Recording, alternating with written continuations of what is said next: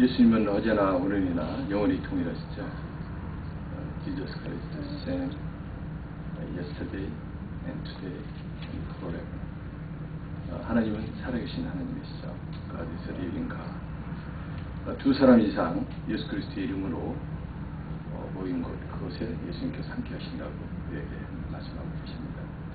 하나님의 말씀은 살아서 역사하시고 골수를 깨시는 놀라운 능력을 가지고 있으신 분이기 때문에 오늘 제가 드린 그 말씀 속에서 오늘 이곳에 성령의 능력으로 예수님이 와 계시는 걸 믿으시기 바랍니다. 아멘. 하나님의 성령이 이미 우리한테 오셔서 우리 배에서 생생하게 넘쳐나도록 해주시고 우리로 하여금 하나님의 뜻대로 이 세상을 살아갈 수 있도록 능력 가운데 살아갈 수 있도록 인도해 주시는 그 하나님의 영, 다른 표현 이런 있죠. 성스러운 신이 여러분들한테 와 계십니다. 하나님의 신, 오늘 그분이 우리와 함께 계십니다. 할렐루야. 믿으십니까? 아멘. 예, 여러분들이 그 믿음 위에 하나님의 말씀이 흥하게 역사하시고 또 오늘 말씀을 여러분들이 받을 때 여러분들이 영원히 놀라 뛰는 놀라운 역사가 올 시간이 있을 것입니다. 오늘 저는 그 주부에 있는 대로 성숙된 우리 기독교인들이 어떤 삶을 살아야 될 건가 하는 제목을 가지고 은혜를 함께 나누고자 합니다. 오늘 그 두 절에 요한일서 5장 13절하고 1장에 있는 말씀 우리가 같이 공독했는데 거기에 그 제가 메시지를 전하려고 하는 핵심은 자녀들 그리고 하나님을 믿는 자들이 하는 것입니다. 오늘 요한일서의 메시지는 초신자들한테 드리는 성령께서 주시는 메시지가 아니라 믿는 자들에게 주는 하나님의 말씀이시라는 것입니다. 오늘 제가 왜 이 제목을 택했냐면은 이 말씀을 전해야 되겠다 하고 이제 묵상하다가 요한일서 그렇게 히브리서 이렇게 관련된 말씀들을 찾으면서 묵상 가운데 헤브론 교회 얼바인 헤브론 교회의 성도님들은 어떤 성숙된 하나님의 자녀들인가 라는 생각을 해봤어요. 했는데 제가 성령께서 잘 판단해 주셨을 줄 믿는데 여러분들은 제가 다른 성도분들하고 비교했을 때 성숙된 분들이다 이런 생각이 들었습니다. 그래서 감히 오늘은 성령께서 여러분들한테 성숙된 크리스천들이 어떤 삶을 살아야 될 건가 라고 하는 그런 메시지를 여러분들한테 드릴 텐데 조금 여러분들 입장에서는 부담스러운 그런 말씀이 있을 수도 있습니다. 저는 늘 설교할 때마다 가끔 그런 얘기를 합니다만 주의 종들이 하는 일은, 목사들이 하는 일은 어찌하든지 성도들이 하나님 앞에 갈 수 있도록 설 수 있도록 하는 그런 인도자의 역할을 하는 것이다. 가끔은 성도들이 부담스러운 그런 하나님께 들려주신 말씀도 전해야 될 뿐만 아니라 은혜가 되는 말씀도 당연히 전해야 되지만 오늘은 여러분들한테 혹시 앞으로 신앙생활 하면서 나는 저게 좀 부담스러워 하는 그런 게 있으면 오늘 은혜로 받으시기 바랍니다. 그게 더욱더 하나님의 은혜와 축복으로 가는 길로 예배하는 말씀이라고 생각하시고 여러분들이 그걸 행하시면은 남은 일생 중에 하나님께서 큰 은혜와 복을 내리실 줄 믿습니다. 히브리서 6장 1절에서 2절 말씀에 이런 말씀이 있어요. 이제는 그리스도 교회의 초보 진리를 배우느라 같은 자리에서 언제까지나 맴도는 일은 그만두고 더 깊은 진리를 배우는 자리로 나아가십시오. 또한 이해력을 키워서 건장한 교인의 품격을 갖추도록 하십시오. 착한 일을 해서 구원 얻으려는 어리석은 생각이나 하나님을 믿어야 한다는 필요성만 가지고 떠드는 일에 더 이상 귀 기울이지 마십시오. 침례와 성령의 은사와 죽은 자의 부활과 영원한 심판에 대해서도 더 이상 가르침을 받을 필요가 없습니다. 주께서 허락하신다면 이제는 다 다음 단계로 나아가야 합니다. 오늘 히브리서 기자인 사도 바울 선생님을 통해서 하나님께서 우리한테 이렇게 말씀하고 계세요. 성령께서. 지금 우리가 예수님을 믿고 부활에 대해서 믿고 영생에 대해서 믿고 성령의 역사하심을 믿고 체험하고 하는 것, 그것은 오늘 이 히브리서 기자인 사도 바울 선생님이 말씀하시는 그 성도들은 이미 그것은 기본이라는 것입니다. 그것은 기본이기 때문에 그걸 가지고 더 이상 부활에 대해서 강조하고 영생에 대해서 강조하는 그 단계는 넘어섰다고 지금 말씀하시는 것입니다. 저는 여러분들은 다 기본적인 단계를 넘어서신 분들로 좀 믿습니다. 그래서 다음 단계로 나가라고 이렇게 말씀하고 계신데, 히브리서를 통해서 우리 성령님께서는 12가지 정도의 다음 단계 성숙한 크리스찬들이 살아야 될 것을 제시해주고 계십니다. 그런데 그 다음 단계로 나가는데 지금 방금 말씀드린 히브리서 6장 3절에 보니까 이렇게 되어 있어요. And God permitting, we will do so. 이렇게 되어 있습니다. 하나님께서 원하시면 그 성숙된 삶으로 넘어갈 것이다, 이렇게 말씀하고 계십니다. 하나님께서 원하시지 않으신다는 얘기는 우리가 아직도 성숙된 믿음 단계에 있지 않으면 그 다음 단계로 넘어갈 수 있도록 허락하시지 않는다는 것입니다. 계속 부활에 대해서 얘기해야 되고, 계속 예수 그리스도의 십자가에 대해서 얘기해야 되고, 계속 성령의 은사에 대해서 얘기해야 되고, 침례에 대해서 얘기를 해야 되고, 회개에 대해서 가르쳐야 된다는 것입니다. 성숙한 단계로 넘어갈지 안 넘어갈지는 하나님께서 판단하신다는 것입니다. 여러분들한테 오늘 성령께서 인정해 주셔서, Holy Spirit permitting, 인정해 주셔서 여러분들이 다음 단계로 넘어가는 성숙된 크리스찬의 삶을 사실 수 있기를 간절히 축원합니다. 자, 그런데 아직도 혹시나 예수 그리스도가 어떤 분이시고 하나님이 어떤 분이신지를 아직도 잘 모르겠다, 이런 분들이 혹시 계실까 봐서 제가 오늘 우리의 믿음을 한 번 더 확인하는 그런 차원에서 여러분들한테 몇 가지 말씀을 드리고, 그리고 성숙된 크리스찬들이 어떤 삶을 살아야 될까라고 하는 부분을 성경에 있는 말씀을 통해서 말씀을 드리도록 그렇게 하겠습니다. 여러분은 예수 그리스도를 통해서 죄 사함을 받은 그런 신분을 가지고 계신 분들입니다. 다 믿으십니까? 네. 그 죄가 어떤 죄인지 우리는 너무나 잘 알고 있습니다. 그 죄, 우리는 도저히 감당할 수 없는 죄, 하나님이 이 세상에 오셔서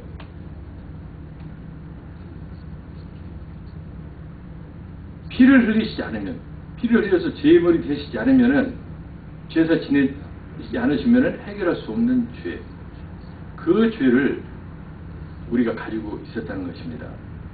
그 죄를 하나님께서 예수 그리스도를 통해서 해결해 주셨다고 사도행전 2장 38절에 보니까 베드로 사도가 이렇게 말씀하고 있습니다. 베드로가 이르되 너희가 회개하여 각각 예수 그리스도의 이름으로 침례를 받고 죄 사함을 받으라.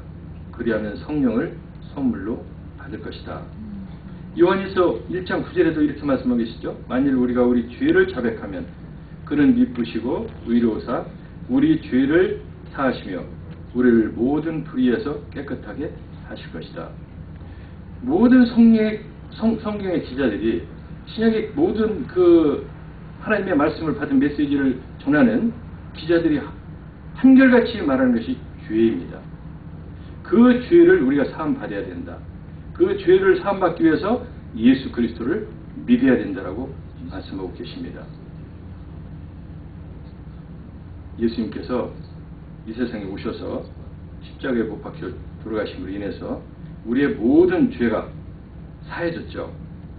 그런데 그대로 예수님께서 십자가에 못 박혀 돌아가시는 순간 우리의 모든 죄가 자동적으로 소멸됐을까요? 그렇지 않죠. 하나님께서 예수 그리스도께서 제사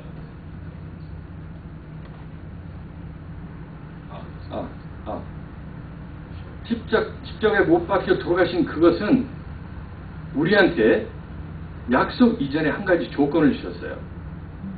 모든 사람의 죄를 사해 주시는 능력이 있고, 그런 하나님께서 언약을 주셨지만 한 가지 조건이 있습니다. 예수 그리스도를 믿어야 된다는 것입니다. 예수 그리스도를 믿지 않고는 하나님께서 그 놀라운 일을 하셨는데 그것은 헛선물이 된다는 것입니다. 여러분들은 모두 다 예수 그리스도를 지금 믿고 계시죠. 여러분들은 죄사함을 받게 된 것입니다. 그런데 아직도 이 세상에는 수십억의 사람들이 예수 그리스도를 믿지 않고 있을 뿐만 아니라 20% 이상의 사람들이 예수 그리스도에 대해서 들어보지도 못하는 사람들이 있다는 것입니다. 그래서 하나님께서는 우리를 통해서 그 일을 하고 계신 것입니다. 예수 그리스도께서 십자가에 못 박혀 승천하시기 전에 마태복음 28장에 보니까 마지막으로 하신 말씀이 있어요. 유언이죠. 예수님은 죽으신 분이 아니니까 유언은 아니고 우리의 당부의 말씀이죠. 당부의 말씀을 하셨는데, 내가 세상 끝날까지 너희와 함께 있을 것인데 너희는 온 세상에 다니면서 온 백성을 예수 그리스도의 제자로 삼아서 예수 그리스도의 복음이 땅끝까지 전하도록 하라. 이렇게 말씀하고 계십니다. 우리는 이렇게 말씀드립니다. 예수 그리스도를 믿는 모든 사람은 제자의 대열에 들어가 있습니다. 목사나 전도사만 예수 그리스도의 제자가 아닙니다. 예수 그리스도를 믿는 모든 사람들은 예수 그리스도의 제자고, 예수 그리스도의 제자라면은 주어진 사명이 있습니다. 예수 그리스도를 전하는 것입니다. 예수님께서 십자가에 못 박혀 돌아가셨다. 우리의 죄를 사해 주시고 못 박혀 돌아가셨고, 그 예수님을 믿으면 하나님의 자녀가 되고 우리가 부활해서 영생을 할 수 있다는 그 복음, 그 십자가의 복음을 전하라는 것입니다. 요한복음 20장 31절에 보니까 이렇게 기록하고 있습니다. 요한복음서를 왜 기록했는지 이를 말씀을 해주고 계신데, 예수 그리스도를 믿게 하려고, 예수 그리스도가 하나님의 아들인 것을 믿게 하기 위해서 요한복음서를 기술했다라고 이렇게 말씀하고 계십니다. 그거로 끝나는 게 아닙니다. 그렇게 믿게 되면은 그로 인해서 예수 그리스도를 믿는 사람들이 영생을 가질 수 있도록, 영생을 얻을 수 있도록 하기 위해서 복음서를 썼다는 것입니다. 마태복음이나 마가복음에는 그 메시지를 어떤 대상한테, 특정한 대상한테 전한다는 말씀이 기록되어 있지 않습니다. 그런데 누가복음이나 요한복음이나 오늘 사도 바울이 쓰였던 그 서신서나 이런 데는 보면은 대상들이 정해져 있습니다. 어떤 특정한 대상들을 정해서 메시지를 전하시기도 하고, 모든 사람을 대상으로 해서 메시지를 전하고 계시고 있죠. 특별히 예수 그리스도를 믿는 사람들한테 서신서는 계속적으로 말씀하고 계십니다. 예수를 믿는 사람들한테 바울 서신 그런 서신서를 통해 가지고 예수 그리스도가 어떤 분인지, 죄사함이 무엇인지, 영생이 무엇인지를 가르치고 주고 있다는 것입니다. 그것은 우리에게 큰 도전을 주는 것입니다. 우리가 예수 그리스도를 믿고 신앙생활을 하니까 이제 모든 건 다 완성된 거야. 그게 아니라고 성경의 신약성경은 계속 우리한테 말씀해 주고 계신 것입니다. 저는 어제 코리아 로우 파운데이션, 코리아 아메리카 로우 파운데이션, 정말 그 첫날 예배가 있다고 해서 정말 감동을 받았어요. 저는 컨퍼런스 할 때 수많은 컨퍼런스를 가봤는데, 컨퍼런스 전에 예배를 드리는 것은 제가 처음 봤습니다. 그래서 굉장히 그 마음에 설렘이 있었어요. 그래서 아침에 또 일찍 갔습니다. 목사님 오셔서 그 컨퍼런스를 위해서 기도를 해주시고, 기도하시는데 지난 해에도 할 때도 그런 시간을, 기도하는 시간을 가졌다고 이렇게 말씀을 하시더라고요. 정말 감동이었습니다. 바로 우리가 이 세상에서 명예를 얻고 권력을 얻고 많은 부를 창출하는 이유가 저는 거기에 있다고 보는 것입니다. 하나님께 영광 돌리기 위해서 하는 것이죠. 저는 컨퍼런스 끝날 때까지 다 보진 못했습니다만 컨퍼런스 끝나는 마지막 세션 끝나고 나서 저는 우리 김 변호사님이나 거기 있던 우리 성도들이 하나님께 감사하는 기도를 드렸을 거라고 저는 믿습니다. 오늘 혹시 우리가 어제 마지막 파이널 세션 끝나고 나서 하나님께 영광 돌리는 그런 기도 시간이 없었다면 이 시간 여러분들 마음속으로 하나님께 감사하시기 바랍니다. 저는 어제 거기 많은 사람들, 훌륭한 분들 많이 만났는데 정말 우리 김 변호사님 다시 한번 이렇게 봐지더라고요. 정말 훌륭하시구나. 그 전에도 훌륭한 건 알았지만 더 훌륭하신 것은 그분이 하나님을 섬길 수 있는 그런 신앙이 있다는 것이죠. 그런 훌륭한 분들이 그렇게 안 해도 되는데 그 귀중한 시간에 하나님을 섬기는 예배를 하고 기도 시간을 갖고 하는 것, 정말 그때 하나님께서 얼마나 기뻐하셨을까. 오바마 대통령이 과거에 했던 여러 가지 연설한 걸 우리 성우가 캡처해가지고 보여주는데 자기는 이슬람의 계보를 가지고 있다. 이런 얘기를 공공연하게 하더라고요.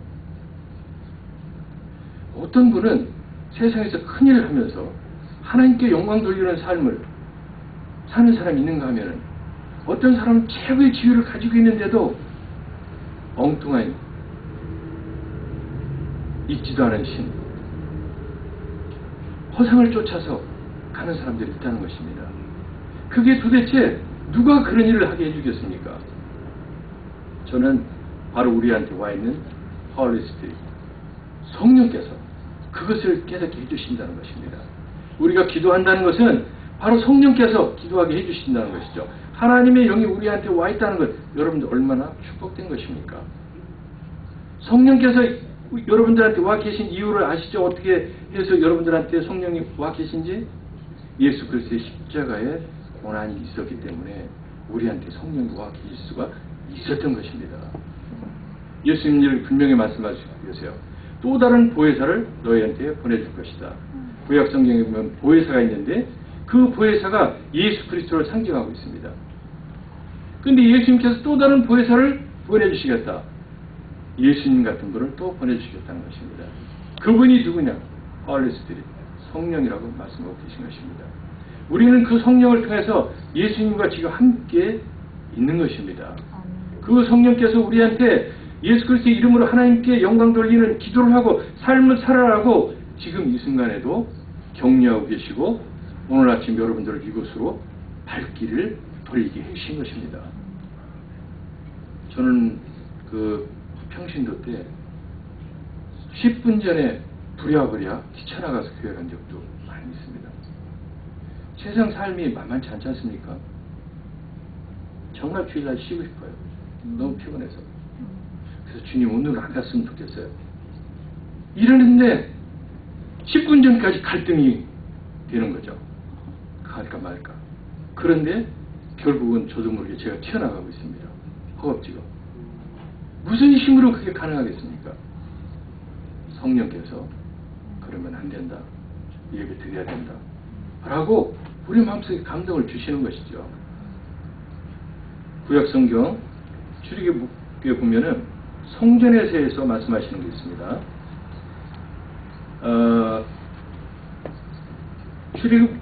출애굽할 때 모세를 통해서 성막을 짓는데 그 성막이 어떤 모습인지를 히브리서 9장에 아주 쉽게 표현놓고 있어요. 여러분들한테 간단히 말씀을 드릴게요. 얼마나 그 하나님께서 우리를 사랑하시는지 그 성막을 보시면 할 수 있습니다. 그 성막은 성전이라고 여러분들한테 표현할게요. 두 군데로 나눠져 있습니다. 성소라는 곳이 있고 지성소라는 곳이 있습니다. 성소와 지성소 사이에는 큰 커튼이 쳐져 있습니다. 성소에는 제사장들, 그러니까 대제사장이 아니고 제사장들이 그곳에 떡을 올려놓고 빵을 올려놓고 하는 상, 그리고 촛대에 불을 붙이고 하는 것입니다. 그런데 그 휘장을 통해서 지성소에 들어갈 때는 1년에 딱 한 번 대제사장만 그곳에 들어갈 수가 있습니다. 근데 대제사장이 그곳에 들어갈 때는 반드시 해야 되는 일이 있습니다. 그것은 피를 들고 들어가야 된다는 것입니다. 어린 양의 피라든지 이런 짐승들의 피를 들고 그 지성소에 들어가서 하는 일이 뭐냐면 자신의 죄를 그리고 백성들의 죄를 사해 주십시오 라고는 피를 뿌리는 그런 의식을 행합니다. 그곳에 대제사장이 아닌 다른 사람이 또는 대제사장이 피를 들고 그곳에 들어가지 않으면 하나님께서 즉사시켜버립니다. 그것이 출애굽기의 시내산에 하나님이 나타나실 때 이스라엘 백성들한테 하나님이 나타나실 때 모습을 보면은 하나님께서 얼마나 무서운 하나님인가를 우리한테 깨닫게 해주고 계십니다. 시내산에 나타난 하나님, 그 강림하는 하나님이 모세한테 이렇게 얘기를 합니다. 이스라엘 백성들을 셋째 날에 다 데리고 시내산 밑으로 와라. 그러면 내가 강림하는 모습을 이스라엘 백성들한테 모두 다 보여주겠다. 할렐루야. 그런데 그 산에 경계를 치라고 합니다. 경계를 치고 그 경계 안에는 누구든지 들어오지 못하게 할 뿐만 아니라 짐승조차도 들어오지 하게 하면 안 된다. 그리고 그 시내산에 나올 때 몸을 정결하게 하고 성결하게 하고 와라.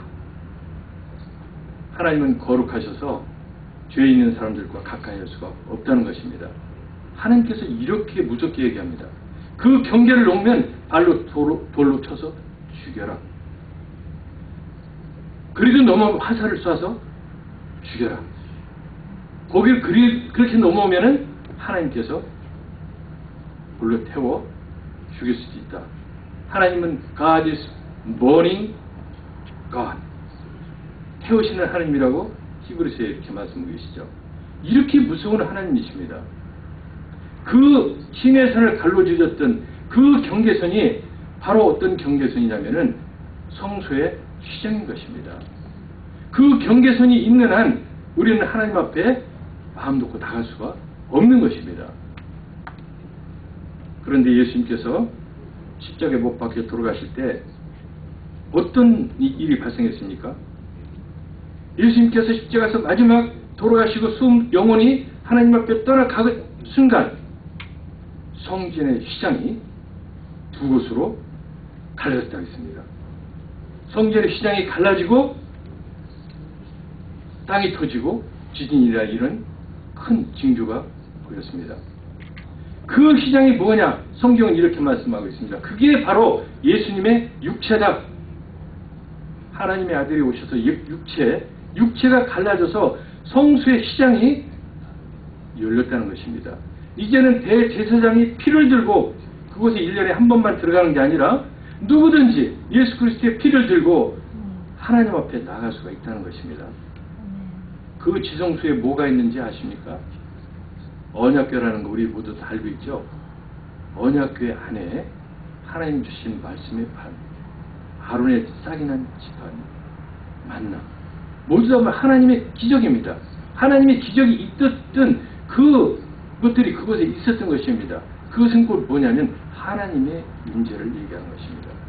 우리가 휘장이 찢어짐으로 인해서 예수 그리스도의 피를 통해서 예수 그리스도를 믿으면은 하나님 앞에 우리가 대제사장처럼 나갈 수 있는 권세를 받았다는 것입니다. 예수님은 뭐라고 그러십니까? 앞으로 예수님이 재림하셔서 우리가 하늘나라에 가면은 왕노릇한다. 여러분들이 대제사장같이 그런 위치를 차지한다 이렇게 말씀하고 있으시지 않습니까? 그것이 바로 예수 그리스도의 고난, 하나님의 아들의 고난을 통해서 있게 되었다는 것입니다. 자, 여러분들, 이 대목에서 여러분들 예수님 생각하면 여러분들 감동이 오는 게 없습니까? 감사한 마음이 안 듭니까?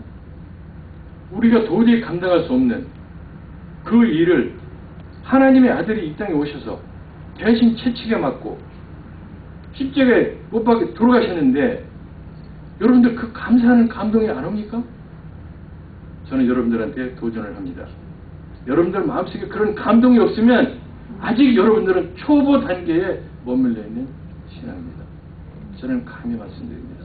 오늘 이 순간 여러분들의 마음에 억지라도 감동을 가지시기 바랍니다. 정말 예수님이 감사합니다. 아, 그러셨군요. 그래서 우리가 하나님 앞에 이렇게 나갈 수 있게 했군요. 정말 감사합니다. 하나님 감사합니다. 이런 감사하는 마음이 여러분들 마음속에 지금 있기를 바랍니다. 그 마음속이 충만해야 그 다음 단계에 여러분들한테 권면한 말씀을 제가 드릴 수가 있습니다. 이 초보적인 단계 벗어나셔야 됩니다. 그 무섭던 하나님께서 이제 예수 그리스도를 통해서 우리를 산으로 옮겨주시는데, 출애굽에 있던 산은 여러분 잘 아시죠? 신의 산이라고 그러죠. 신에서의 무서운 하나님. 그런데 신약에 예수님을 만나는 산은 시온산이라고 이렇게 얘기했습니다. 시온산. 그 시온산에 들어갈 수 있겠는데, 그 시온산에 들어가는 장면을 보면은 전혀 무서운 하나님이 아닙니다. 정말 너무나 좋으신 하나님, 천군 천사가 있고 새 예루살렘, 정말 우리가 상상할 수 없는 그런 놀라운 하늘나라입니다. 하늘나라의 산인 것입니다. 이제 그곳은 신의 산에 가로막혔던 경계선이 없습니다. 예수 그리스도의 손을 잡고 우리가 하나님이 계신 시온산에 들어갈 수가 있게 됐다는 것입니다. 할렐루야. 우리 모두는 하나님의 자녀가 됐을 뿐만 아니라 하나님 나라에 들어가서 영원히 살 수 있는 그런 신분을 가졌다는 것입니다. 요한계시록 7장에 보니까 이렇게 기록되어 있습니다. 요한계시록 7장을 잘못 해석해가지고 여호와의 증인들이 이런 얘기를 하죠. 이스라엘 민족 14만 4천만 하나님께서 구원을 받게 해주셨고, 다른 사람들은 구원을 못 받기 때문에 하나님 예수님을 자기네들은 믿을 수 없다. 그래서 여호와만 믿어야 된다. 이런 얘기를 하죠. 그건 전혀 성경을 모르는 아주 무식한 사람들이죠. 요한계시록 7장 9절부터 보면은 환난을 통과해서 수많은 흰옷 입은 사람들이 하나님 앞에 나옵니다. 그 흰옷을 입었는데 어린 양의 피로 그 모두 다 흰옷이 됐다고 이렇게 얘기를 합니다. 환난 중에 수많은 셀 수 없는 수많은 사람들이 그 환난을 이기고 하나님 앞에 나오는 그 장면이 그려져 있는 것입니다. 그 마지막 절에 읽어보면 하나님께서 그 환난 중에 겪었던 성도들이 눈물을 흘리고 있는데 힘들어서 하나님께서 일일이 한 사람 한 사람의 눈물을 닦아주신다고 기록되어 있습니다. 여러분, 지금 환난 가운데 계십니까? 지금 환난이 오고 있죠. 제가 최근에 통계를 보니까 로마 시대 때 순교했던, 구약 시대 때 하나님을 믿음으로 순교했던 그 모든 사람을 다 토탈한 것보다도 더 많은 사람들이 이 시대에 순교를 하고 있다고 합니다. 이 시대에 핍박을 받고 있다고 합니다. 그런데 여러분들은 그곳에 동참하고 계십니까? 하나님께 감사하시기 바랍니다. 여러분들은 그 환난에 아직 들어가 있지 않습니다. 그런데 하나님께서 여러분들을 사랑하시고 계시고 여러분들이 이렇게 예배를 보고 계십니다. 얼마나 행복합니까? 그런데 그 환난을 거칠 때 그 환난을 이겨낼 수 있도록 하나님이 해주시고 하나님 앞에 나왔을 때 그 각자의 눈물을 닦아주는 모습을 한번 생각해 보시기 바랍니다. 여러분들 눈물을 닦아주신 그 모습을 한번 상상해 보시기 바랍니다. 대통령이 와서, 조금 높은 사람이 와서 나를 위로해주고 어깨만 두들겨도 신나고, 어디 가서 내가 엊그제 오바마 대통령이 나하고 악수 한번 했어, 이렇게 자랑하고 싶은데, 여러분들 하나님 아니니까, 우리가 평소에 하니까 하나님이 별거 아닌 것처럼 혹시 느껴지십니까? 오늘 이 시간에 곰곰이 생각해 보십시오. 그 하나님, 상상할 수 없는 그런 분이십니다. 그런 분이 우리 앞에 오셔서 우리의 눈물을 닦아주고 격려를 해주신다는 것입니다. 여러분 마음속에 감동이 물밀듯 밀려오시기를 예수 그리스도 이름으로 축원합니다. 그 감동으로 여러분들이 앞으로 신앙생활을 하셔야 됩니다. 그렇게 여러분들을 하실 거로 믿습니다. 헤브론 교회 성도들은 이제 성숙한 믿음 가운데로 나아가실 준비가 되어 있으십니다. 이제 예수 그리스도를 통해서 하나님의 자녀가 되었고, 하나님의 자녀가 되어서 이제 부활 영생하는 약속을 다 받았습니다. 이제는 강하고 담대하게 성숙한 신앙생활을 해야 되는데, 제가 히브리서 성숙한 믿음 생활에 대한 것을 정리를 해봤더니 12가지 정도가 이렇게 돼요. 이 중에서 12가지 정도 중에서 여러분들은 몇 가지나 지금 해당되는지 한번 여러분들 속으로 셈해 보시기 바랍니다. 이게 많으면 많을수록 여러분들은 성숙한 하나님의 자녀, 그 단계를 넘어서서 이제 정말 축복의 단계로 넘어가는 단계라고 여러분들은 생각하시면 됩니다. 혹시나 12가지 중에서 한 개밖에 안 된다, 그러면 오늘부터 12가지 다 할 수 있도록 우리 힘을 내시기 바랍니다. 한번 볼게요.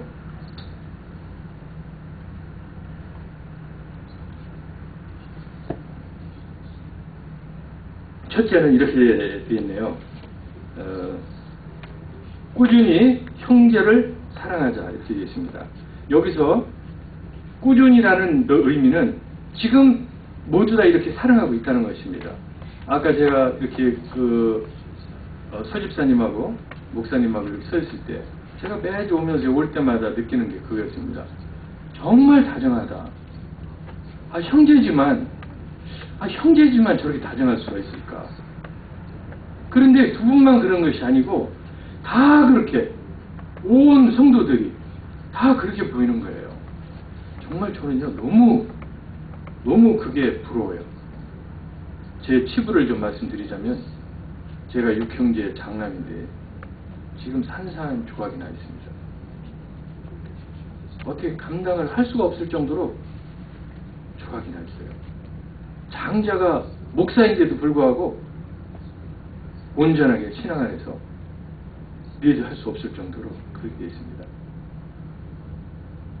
형제간에 무슨 얘기를 하냐면, 이렇게 사이좋게 지내는 형제들을 보면 너무 좋다는 것입니다. 서로. 그러면서 그렇게 지내지 못하는 것입니다.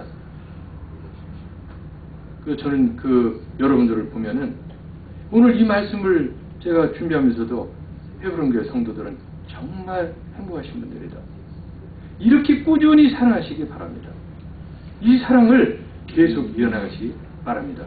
성경에는 형제를 브라더스라고 이렇게 앉죠. 브레든이라는 용어를 별도로 쓰고 있죠. 그것은 우리가 혈육으로 난 형제가 아니고 하나님 안에서 난 형제를 별도로 표현하고 있습니다. 우리는 하나님 안에서 거듭난 자녀로서의 형제 자매입니다. 여러분들 그 사랑을, 자녀로서의 형제 사랑을 꾸준히 해나가시기 바랍니다. 두 번째, 손님 대접하기를 잊지 말라. 부지 중에 천사들을 대접한 이들이 있었다, 이렇게 말씀하십니다. 어제 컨퍼런스를 통해 가지고 우리 김 지사님하고 또 사모님하고 뷔페 이런 것도 차려놓으시고 커피도 해놓으셨죠. 정말 저는 거기서 2번이나 먹었어요. 너무 맛있어서. 다른 분들 아무도 안 먹는데 미안한데도 가서 퍼가서 먹었습니다. 그러면서 정말 감사드렸어요. 두 분한테 이렇게 준비하고 하실 때 신경을 굉장히 많이 썼을 텐데 한국에서는 손님들도 아주 흡족해 하시더라고요. 그 중에 천사가 있을지도 모른다는 것입니다. 하나님이 보내신 사람이 있을지도 모른다는 것입니다. 우리가 컨퍼런스뿐만 아니라 혹시 교회에 방문하시는 분들이 있으면 여러분들 극진히 대접하시기 바랍니다. 저한테 하시는 얘기 아닙니다. 오해하지 마시기 바랍니다. 또 다음은 이렇게 말씀하고 계세요. 갇힌 자를 생각하고 학대받는 자를 생각하라. 왜 이렇게 말씀하시냐면은 우리가 몸을 가지고 있는 사람이기 때문에 몸이 괴롭힘을 당하고 있는 사람들을 불쌍히 여기라, 그 얘기입니다.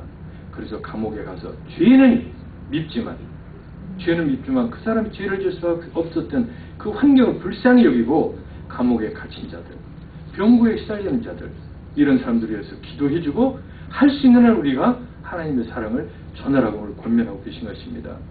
그 다음은 결혼을 귀히 여기고 침소를 더럽히지 말라. 지금 동성애인이 뭐니 해가지고 야단이죠. 더러운 일들이 얼마나 지금 많이 우리 귀에 들어오고 있습니까? 크리스찬들도, 크리스찬이라고 하는 사람들도 그냥 결혼해서 이혼하는 것 아무것도 아닌 것처럼 생각하려고 하는 사람들이 자꾸 생기고 있어요. 그렇게 하지 말라는 것입니다. 더군다나 남의 남자를 갖다가 내 침실에 들여오고 남의 여자를 내 침실에 들여오고 있을 수가 없는 일이죠. 제가 미국 방송을 보니까 참 기막힌 그게 있더라고요. 한국은 아직 그 정도는 안 되는데 도대체 자기 아빠가 엄마인 줄 누구를 몰라서 유전 그 검사를 해가지고 하는 그런 프로그램이 있더라고요. 거기서 되게 기억이 나는 게 있어요. 어떤 그 자매가 이렇게 얘기하는 거예요. 나는 지금 1년 동안 성관계를 안 가졌습니다.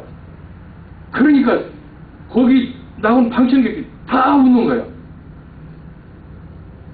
어떻게 그렇게 안고 지낼 수가 있느냐, 이런 것들 제가 받아들였어요. 우리 크리스천들은 세상의 풍조를 쫓아가지 말라고 오늘 말씀하고 계십니다. 저는 제가 우리 지난 주에 우리 한국에 있는 그 식구들하고 예배를 보면서 이 얘기를 했습니다. 혹시 아빠가 감옥에 들어가 있으면 하나님께 감사해라. 이렇게 얘기했어요. 한국에 만약에 동성애법이 통과해가지고 동성애에 대해서 설교했는데 내가 제일 먼저 설교할 거다. 그래서 그걸 공개를 할 거다. 그래서 나를 잡아가서 감옥에 간다고 그러면 너희들은 하나님께 감사해라. 우리는 성경의 법 아닙니까? 성경의 법 안에서 사는 사람들입니다. 성경의 법 안에서 가르쳐야 될 사람들입니다. 세상의 법을 따라가서 세상의 법을 무서워한다면 성경의 법 뭐를 가르치겠습니까? 성경에 있는 법을 따르다가 핍박을 받으면 하나님께서 우리한테 주는 축복은 말할 수 없는 것입니다.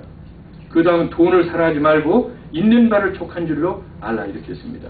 저는 돈을 벌려고 노력하라고 얘기합니다. 그러나 사랑하지는 말라는 것입니다. 돈을 사랑해서 돈 가지고 모든 것을 해결하려고 그러고 하나님보다 돈을 더 사랑해서 돈을 버는데 치중하지는 말았으면 좋겠다는 것입니다. 여러분들 잘 아시죠? 거지 나사로 부잣집 앞에 살던 그분이 천국에 가고 그 부자는 유황불에 들어가 있었죠. 저는 그 거지가 거지 생활하면서도 저는 하나님에 대한 그 소망을 잃지 않았던 분이라고 저는 확신합니다. 저는 제가 천국 가서 물어본다고 가끔 이렇게 설교할 때 얘기해요. 제가 천국 가서 물어볼 텐데 그때 당신의 마음이 하나님을 향한 어떤 마음이었습니까? 하나님, 그 거짓 나사로가 하나님을 향한 마음이 뭐였습니까? 저는 확신컨대 하나님께서 그렇게 말씀하실 것 같아요. 그는 거지였지만 나에 대한 향하는 마음이 변하지 않고 있었어. 사랑하는 여러분, 돈을 벌지 않고 살 수는 없지만 돈에 빠지지 않기 바랍니다. 하나님의 말씀을 일러주고 인도하던 자들을 생각하고 그들을 본받기 바랍니다. 자, 이 대목에서 왜 사도 바울이 이렇게 썼을까? 다시 이게 좀 그랬을 것 같아요. 왜? 사도 바울 선생님이 지금 이렇게 사람들을 인도하고 있지 않습니까? 어쩌면 자기 자신한테 잘해라, 이렇게 될 수 있는 대목인 것 같은데도 불구하고 오늘 하나님의 말씀을 일러주고 인도하던 자들을 생각하고 그들을 본받으라고 하고 있습니다. 여러 가지 다른 교훈에 끌리지 말라. 미혹되는 여러 가지 교훈들, 세상의 철학이라든지 이런 것들, 거기에 끌리지 말라는 것입니다. 예수 그리스도의 고난을 따르라는 것입니다. 예수 그리스도의 십자가의 고난을 바라보면서 예수를 믿음으로 인해서 오는 고통 당해야 된다고 말씀하고 계십니다. 여러분들한테 이 말씀이 크게 무겁게 부담이 되지 않기를 바랍니다.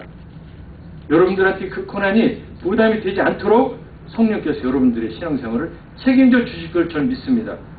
예수로 말미암아 항상 찬송의 제사를 하나님께 드리라고 이렇게 말씀하고 계십니다. 여러분들 입에서 찬송이 떠나시지 않기 바랍니다. 저는 웬일인지 웬 은혜인지 예수 믿고 나서 1개월도 안 됐는데 아침에 일어나면 제 입에서 뭐가 나오는 거예요. 봤더니 한 곡 배웠던 찬송가, 그게 나오는 것입니다. 처음에는 그게 우연인 줄 알았어요. 근데 지금까지 제가 세상에 알아보지 않는 그 순간을 빼놓고는 거의 매일 눈을 뜨면 찬송이 나옵니다. 입에서 그냥 뭔지도 모르게 나오고 있습니다. 여러분, 의식적으로 하나님께 찬송을 부르시기 바랍니다. 매일 아침 일어나거든 찬송가를 틀어놓으십시오. 그리고 찬송을 하시기 바랍니다. 오직 선을 행함과 서로 나눠주기를 잊지 말기 바랍니다. 여러분들 너무 저는 여러분들 보면은 초대교회를 보는 것 같더라고요. 여기서 보니까 매주 돌아가면서 음식을 해오고 쉽지 않은 건데 정말 여러분들 지금 서로 나누는 그 형제가 너무 좀 좋은 것 같아요. 근데 한 발짝 더 나갔으면 좋겠습니다. 한 발짝 더. 주위에 혹시 어려운 사람들이 없는가? 한 발짝 더 나가는 성숙한 그런 선을 행하는 여러분들이 되시길 바랍니다. 마지막으로 인도하는 자들에게 순종하고 복종해라. 인도하는 자들로 하여금 즐거움으로 하게 하고 근심으로 하게 하지 말라. 저는 오늘 제가 여러분들 담임 목사님이 아니기 때문에 여러분들한테 이 말씀을 꼭 드리고 싶어요. 어제 그 목사님 보고 말씀하신 다이어를 나누면서 이런 얘기를 했습니다. 목사님, 주일 말고 하루는 성도들한테 시간을 좀 내주십시오. 그래서 다니엘하고 그 목사님이 다니엘한테 여러 가지 말씀을 해주시더라고요. 설교 시간에 할 수 없는 말씀이죠. 너무 귀한 말씀인 거예요. 그래서 제가 모든 성도들이 그 말씀을 들었으면 좋겠다는 생각이 들어서 목사님한테 하루는 성도들한테 내주시면 어떻습니까? 그런데 저한테 딱 뭐가 와닿냐면은 목사님이 그러면은 카운슬링을 못 하는데 어떡하지? 카운슬링을 하는 이유가 있지 않습니까? 사회 봉사도 있지만 경제적인 것도 있을 거라고 좀 분명한 거예요. 여쭤보진 않았는데 있을 겁니다. 그래서 여러분들한테 도전을 드립니다. 여러분들 기왕에 교회를 이렇게 해놓고 하나님을 섬기는 바에는 오늘 말씀하신 대로 목사님 하루 카운슬링 안 할 때 50불인지 100불인지 모르지만 그 한 번 하는 거 일주일에 4번 한다면 400불 여러분들께 400불 만들어 주시고 하루는 목사님한테 그 얘기를 해주세요. 라고 하는 도전을 하시기를 부탁을 드립니다. 그러면 여러분들 하나님께서 30배, 60배, 100배로 여러분들을 채워주시죠. 저는 확신합니다. 그래서 목사님이 기쁜 마음으로 사역을 할 수 있도록 얼마나 부담되겠어요. 평일날 와서 새벽기도도 해야 되고 성도들도 가르치고 말씀도 드리고 싶은데 카운슬링을 안 하면 안 되는 그런 입장인데 얼마나 마음에 부담이 되시겠습니까? 부담 안 되시죠, 목사님? 제가 제 말씀을 여러분들한테 들으면서 죄송스럽습니다만 오늘 성경의 말씀입니다. 여러분들 조금 더 힘을 내셔서 목사님을 사역을 온전히 하실 수 있도록 특별히 경제적으로 온전히 할 수 있도록 여러분들 힘을 내주시기를 제가 성령의 감동으로 여러분들한테 전해드립니다. 제가 여러분들 경제 활동이 훨씬 잘 돼서 여러분들 수입이 30배, 60배, 100배로 되도록 해주시기를 제가 며칠 동안 기도할게요. 그래서 앞으로 1년 후에 한번 보겠습니다. 여러분들이 목사님이 정말 즐거운 마음으로 사역을 할 수 있도록 근심하지 않도록 이렇게 해주시기를 꼭 당부드립니다. 오늘 제가 몇 가지 하나님의 말씀을 전하시면서 여러분들한테 부담드리는 그런 메시지가 몇 가지 있었을 거예요. 오늘 그 부담이 여러분들한테 축복으로 이어지기를 바라고 또 그 부담을 넉넉히 이겨낼 수 있는 능력이 우리 하나님께서는 있으십니다. 저는 그걸 믿습니다. 여러분들이 그것을 해낼 수 있다고 확신을 갖습니다. 여러분들 모두를 진심으로 축복합니다. 기도하겠습니다. 전능하신 하나님 감사합니다. 우리가 성숙한 크리스찬으로서 이 세상을 살아갈 수 있도록 오늘 메시지를 주신 것을 하나님 감사합니다. 아직 믿음이 약해서 초단계에 있는 하나님의 자녀들이 있으면 이 시간 하나님께서 축복하여 주셔서 그 마음속에 하나님을 사랑하는 마음으로 가득 차게 해주시고 말씀이 기쁨으로 온 생활을 덮을 수 있도록 하나님 이 시간 축복하여 주시옵소서. 특별히 하나님을 섬기는데 힘들어하는 하나님의 자녀들 있으시면 하나님 이 시간 큰 은혜와 복을 내려주시기를 예수 그리스도 이름으로 간절히 축원합니다. 예수 그리스도 이름으로 기도합니다. 아멘.